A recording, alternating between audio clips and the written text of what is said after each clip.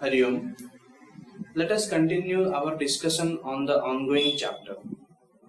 Alright, as we know that delta V is equal to delta U by Q.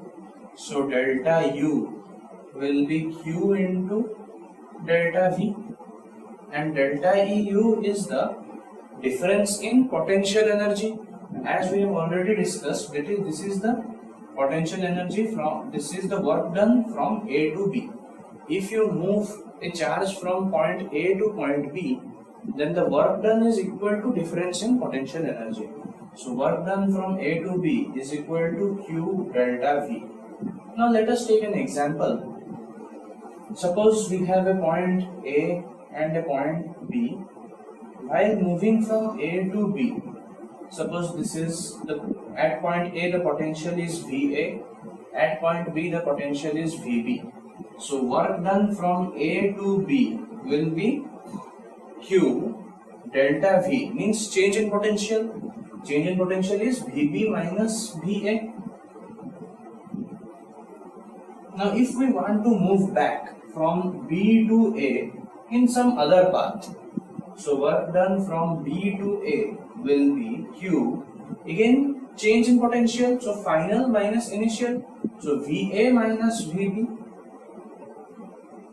So the total work done, if we move in this loop, so the total work done for us is equal to W from A to B plus W from B to A, which is equal to Q VB minus VA plus Q VA minus VB.